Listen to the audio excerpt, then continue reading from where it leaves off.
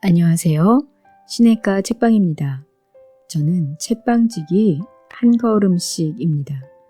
오늘은 지난 시간에 이어 헨리 나우엔의 상처 입은 치유자 중에서 3장을 정리해드리고 몇몇 구절을 읽어드리도록 하겠습니다.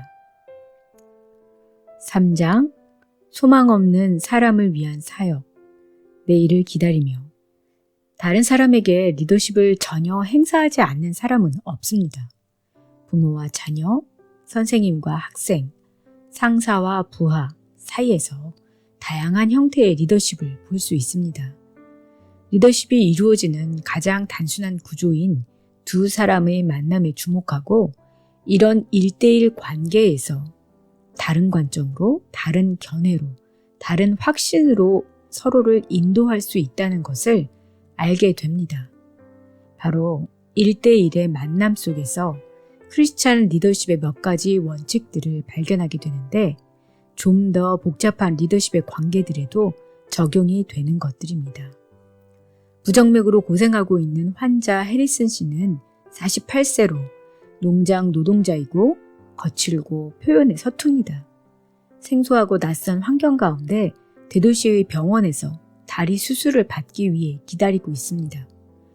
방문객인 존은 임상 목회 훈련을 받고 있는 신학생입니다. 둘의 대화에서 해리슨 씨는 자신의 막막한 상황과 걱정, 두려움 등을 내비쳤고 존은 마땅히 도움을 주지 못하고 헤어졌습니다. 해리슨 씨는 얘기를 나눈 후 다음 날 수술 도중 사망했습니다. 존은 이 대화에서 해리슨 씨를 인도하여 새로운 내일로 이끌어야 했습니다. 그러면 내일은 무엇을 의미하는 걸까요? 해리슨 씨에게 그것은 담배 농장으로 돌아가는 것, 아니면 죽음 저편의 영역으로 들어가는 것을 의미했습니다. 존은 해리슨 씨가 비인격적이고 기계적 상황에 처하여 죽음을 두려워하는 한편 다시 살리를 두려워했다는 사실을 알 수 있었습니다. 그는 현대병원의 첨단 기술 한가운데 놓여져 낯설고 무서운 숲속의 길을 잃은 어린아이와 같은 느낌을 받았을 것입니다. 그 어떤 것도 익숙하지 않았고 어떤 것도 이해할 수 없었으며 어떤 것에도 가까이 다가갈 수 없었습니다. 해리슨 씨가 보이는 어떤 관심에도 그들은 신경 쓰지 않았고 그가 관심을 갖도록 독려하지도 않았습니다. 해리슨 씨가 가장 염려했던 것은 죽음이었습니다. 자신이 관여할 수도 없고 인식할 수도 없는 비인간적인 죽음, 즉 자신의 죽음을 스스로 맞이할 기회를 박탈당한 채 의식을 회복하지 못함으로써 생을 마감하게 되리라는 사실을 두려워했습니다. 그는 죽을 준비가 되어 있지 않았던 것입니다. 환자들에게 내일이란 가정, 옛 친구들, 일, 일상생활로 돌아갈 날이 가까워진다는 뜻입니다. 해리슨 씨는 죽는 것도 두려워했지만 사는 것도 두려워했습니다. 그를 기다리는 사람이 하나 없고 기다리는 것이라고는 담배 농장의 고된 노동뿐입니다. 그에게 죽음은 지옥일지 모르지만 삶이 죽음보다 나은 것도 없었습니다. 해리슨 씨는 정말로 더 이상 살고 싶지 않았습니다. 그는 죽고 싶지도 않았고 살고 싶지도 않았습니다. 그는 끔찍한 덫에 걸려 있었습니다. 많은 사람들처럼 그는 심리적 마비 상태로 고통받았습니다. 해리슨 씨의 상태는 자신이 살아가는 세상을 이해하지 못하고 죽음뿐 아니라 삶까지도 두려워하는 모든 사람들의 상태입니다. 종과 같은 사람들도 많습니다. 다른 사람들을 자유케 하고 그들을 내일로 인도하고 싶어하는 이상주의적이고 지적인 사람들 말입니다. 해리슨 씨를 내일로 인도하는 방법. 존은 해리슨 씨를 위해 무엇을 할 수 있었는가? 혹은 무엇을 했어야 하는가라는 질문이 있습니다. 인간인 우리가 할 수 있는 일은 비인격적인 환경 가운데 놓여있는 사람에게 인격적 반응을 하는 것입니다. 그럼으로써 인간은 삶을 통해서뿐 아니라 죽음을 넘어서까지 타인을 기다릴 수 있습니다. 고뇌에 빠져있는 어떤 무식한 사람에게 신학생의 말, 설명, 권고, 주장 등이 무슨 소용이 있을까요? 그를 바라보고 그에게 말을 건네며 진정한 관심의 표시로 그를 만져주는 사람이 있었다면 그것은 중요한 의미를 가졌을 것입니다.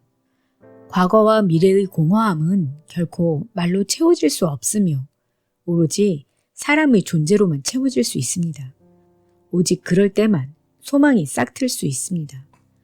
존의 임무는 자신의 환자인 해리슨 씨의 회복의 욕망을 강화시키고 삶과 투쟁하고 있는 미약한 그의 힘을 보강해 주는 것이었습니다.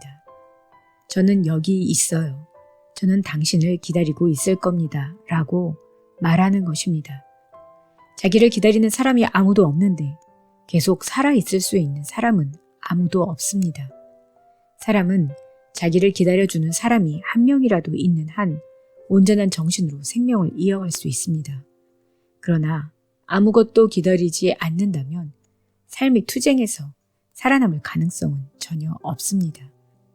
해리슨 씨가 회복되는 것이 그를 기다리고 있는 사람에게는 일종의 선물이라는 사실을 깨닫게 함으로써 존은 그의 생명을 구할 수 있었을지도 모릅니다.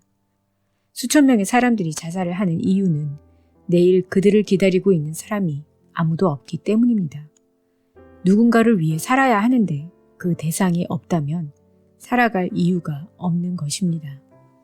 죽음이란 문제에 있어서는 존과 해리슨 씨 사이에 별 차이가 없습니다. 두 사람 모두 죽을 것이기 때문입니다. 차이가 있다면 시간의 차이뿐입니다. 만약 존의 기다림이 해리슨 씨의 생명을 구할 수 있었다면 그의 기다림이 가지고 있는 능력은 해리슨 씨가 회복될 것인지 아닌지 좌우되지 않을 것입니다. 왜냐하면 두 사람이 서로에게 실제적인 존재가 되었을 때 기다림은 삶과 죽음 사이에 가느다란 경계선을 뛰어넘는 것이 분명하기 때문입니다. 나는 당신을 기다리고 있겠습니다. 라는 말에는 만약 당신의 수술이 성공하여 깨어나면 제가 기다리고 있을 것입니다. 라는 것 이상의 뜻이 담겨 있습니다. 나는 당신을 기다리고 있겠습니다. 라는 말은 죽음을 뛰어넘는 것이며 믿음과 소망은 끊어질지라도 사랑은 영원하다는 사실을 가장 심오하게 표현한 것입니다. 사람은 자신이 인도하는 사람이 내일 죽을지라도 그를 내일로 인도할 수 있습니다. 삶과 죽음, 그 양쪽 모두에서 기다릴 수 있기 때문입니다. 존이 해리슨 씨의 안내자 또는 인도자가 될 수 있는 가장 좋은 사실, 존이 해리슨 씨의 마비 상태에 자발적으로 동참하는 것입니다. 해리슨 씨를 마비 상태에서 해방시키기 위해서 다시 자신의 삶을 책임지는 사람으로 만들기 위해서는 존의 개인적이고 인격적인 참여가 반드시 필요했습니다. 해리슨 씨의 상태는 단순히 특정 병원에 입원해 있는 어떤 환자 상태 이상입니다. 그것은 실로 모든 이들의 상태를 보여줍니다. 리더십은 잘 훈련된 신학자에 의해서만 실현될 수 있는 것이 아니라 모든 기독교인들이 감당해야 할 일입니다. 해리슨 씨의 상태를 이해하고 창조적 반응을 모색하기 위해서는 하나님이 예수 그리스도를 통해 계시해 주신 것들을 먼저 알아야 합니다. 우리는 삶과 죽음을 가르는 경계를 넘어서서 다른 사람이 기다릴 수 있으며 하나님은 바로 그것이 그리스도를 따르는 것이라고 계시해 주십니다. 첫 번째 원칙은 개인적 관심인데 이것은 동료를 위해 자신의 생명을 내놓을 것을 우리에게 요구합니다. 두 번째 원칙은 삶의 가치와 의미에 대한 확고한 믿음으로 삶이 힘든 시기에도 변함없는 믿음이어야 합니다. 세 번째 원칙은 항상 내일을 기대하는 적극적 소망입니다. 그 소망은 죽음의 순간도 넘어서는 것입니다. 이 모든 원칙들은 한 가지 확신에 근거하고 있습니다. 하나님이 인간이 되셨기 때문에 동료인 인간을 자유롭게 할 수 있는 것은 바로 인간이라는 것입니다. 1. 개인적 관심. 고통받고 있는 인간의 마음을 아프게 하는 태도가 있다면 바로 무관심입니다. 그런데 그들의 사역자들은 그들의 공경에 깊이 관여하고 싶어 하지 않습니다. 바로 이것이 기독교 사역에 있어서 비극입니다. 모든 이들을 위해 존재하고 싶어하는 목회자들이 더러 그 누구에게도 친밀하지 못하다는 것은 엄청난 역설입니다. 누군가에게 진정으로 도움을 주기 위해서는 그가 처한 상황에 개입해야 하며 남에게 도움을 주기 위해서는 그의 고통스러운 상황에 전 인격적으로 참여해야 하고 그 과정에서 마음이 상하거나 상처 입고 심지어는 파멸할 수도 있는 위험 부담을 감수해야 합니다. 크리스천 리더십의 처음이자 끝이 되는 핵심은 남을 위해 자신의 생명을 내어주는 것입니다. 리더십에 대한 커다란 착각은 광야의 고난을 겪어보지 않은 사람이 다른 사람들을 광야에서 벗어나도록 인도할 수 있다는 것입니다. 많은 사람들은 그들 중 단 한 사람에 대한 염려 때문에 사방으로 그를 찾아다니는 지도자를 신뢰할 것입니다. 한 사람의 소외와 혼란을 이해하고 느끼고 명료화하기 위해 오랜 시간 노력해온 사람은 분명 많은 사람들의 필요에 대답할 준비가 가장 잘 되어 있는 사람일 것입니다. 2. 삶의 가치와 의미에 대한 믿음.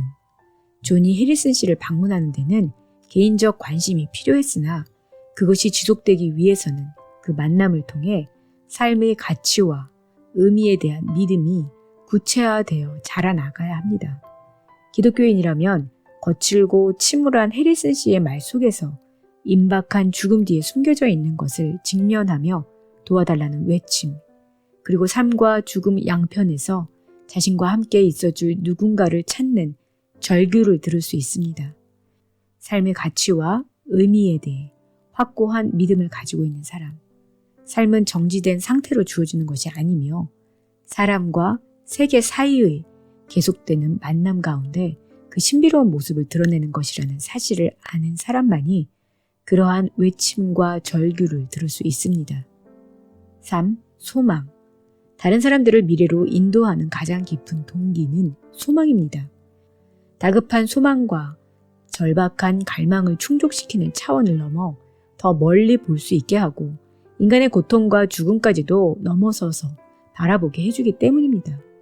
기독교 지도자는 소망의 사람이며 궁극적으로 그의 힘은 자신의 인격에 대한 자신감이나 미래에 대한 구체적인 기대가 아니라 그가 받은 약속에 기인합니다. 크리스천 리더십은 삶에 대한 낙관주의가 아니라 그리스도가 이 땅에 오셨던 역사적 사건에 바탕을 두고 있습니다. 그것은 인간의 시험과 범죄의 사슬을 끊는 결정적 사건이며 어둠의 반대편에 희망의 빛이 있음을 극적으로 확인시켜 준 사건입니다. 소망으로 말미암아 우리는 현재 소유하고 있는 것에 집착하지 않을 수 있으며 안전한 장소를 떠나 알려지지 않고 두려운 땅으로 갈 수 있습니다. 내일을 기다리는 것은 크리스천 리더십에 속한 것입니다. 그것을 행하기 위해서는 개인적 관심, 삶의 가치와 의미에 대한 깊은 믿음, 죽음의 경계를 뛰어넘는 강력한 소망이 필요합니다. 그러므로 크리스천 리더십은 섬김을 통해서만 성취될 수 있다는 것이 분명해졌습니다. 우리가 사람의 고통에 동참할 때에만 그 고통으로부터 구원받게 됩니다. 3장의 몇몇 구절을 읽어드리도록 하겠습니다. 1시간 정도로는 누군가의 생명을 구하는 관계가 이루어지기 어렵다는 말로 기다림의 능력을 과소평가하지 맙시다. 사람이 고뇌하고 있을 때는 단 한 번의 눈짓이나 단 한 번의 악수가 몇 년 동안 쌓아온 우정을 대신할 수도 있습니다. 사랑은 영원할 뿐 아니라 눈 깜짝할 사이에 생길 수도 있습니다. 저는 해리슨 씨의 내일이 됨으로써 그의 생명을 구할 수 있었을지도 모릅니다. 도움을 절실히 필요로 하는 사람들은 자신의 얘기에 귀 기울여주고 격려의 말을 해주며 용서하며 안아주며 자신의 손을 꼭 잡아주며 부드러운 미소를 지어주거나 더 이상 도울 능력이 없다는 말이라도 듣고 싶어 합니다.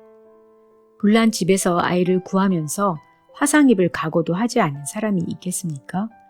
고독과 절망에 대한 이야기를 들으면서 그와 유사한 고통을 경험하거나 마음의 평정을 잃어버릴지도 모른다는 걱정을 하지 않을 사람이 있겠습니까?